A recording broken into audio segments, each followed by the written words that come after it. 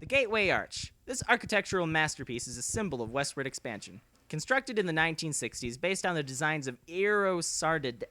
It's pronounced Eero Saarinen. Fine, whatever. Anyway, the arch has become the quintessential landmark of the American dream and of the city of St. Louis, which is why it won't be appearing in this video. Instead, we'll look at 3 other places within the city and the surrounding region that don't appear on every postcard, starting with the Delmar Loop. This stretch of Delmar Boulevard in western St. Louis and University City has survived years of decline to become a hotspot for people of all ages to enjoy the city life.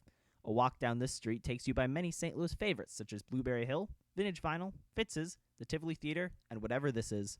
The Loop is also big in the St. Louis music scene, with many local artists performing on the street or within the local venues. In front of these establishments, you'll find the St. Louis Walk of Fame, which features such classic St. Louis names as Chuck Berry, Scott Joplin, Charles Lindbergh, and Nelly. And with the upcoming Loop streetcar line, accessing all of these things will be easier than ever before. Just past the construction of the new trolley system sits Forest Park. Located within the west end of St. Louis, this urban park served as the home of the World's Fair in 1904. Some structures from this event still remain in the park today, such as the St. Louis Art Museum, which originally served as the Palace of Fine Arts.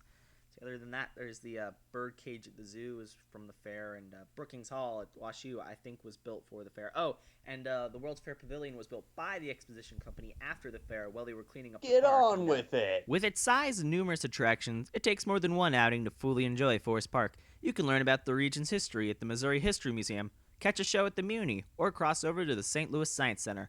And what would a trip to the park be without a visit to the St. Louis Zoo? This renowned facility is home to countless animals and various exhibits for everyone to enjoy. When you're not looking at polar bears, you can ride a train or enjoy the atmosphere. Oh, and yes, Nodding Badger thing, I wouldn't forget about you.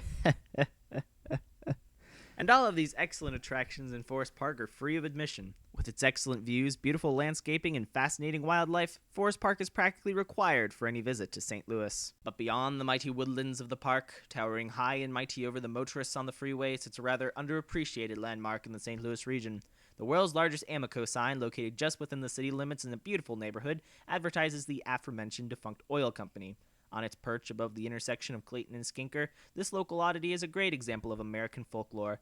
Where did it come from? Who built it? Does somebody live in there? Nobody knows the answers to these questions because nobody really cared to ask them. Nonetheless, this sign continues to incite wonder within passerby. Although it may not be the most famous structure in St. Louis, it's still recognized and beloved by many. And that's the real purpose of an attraction. Yes, the arch may be a proud symbol of our heritage, but it's these other, lesser-known landmarks that keep visitors and locals alike coming back. So even if you don't feel like going to the riverfront, St. Louis still has a lot to offer.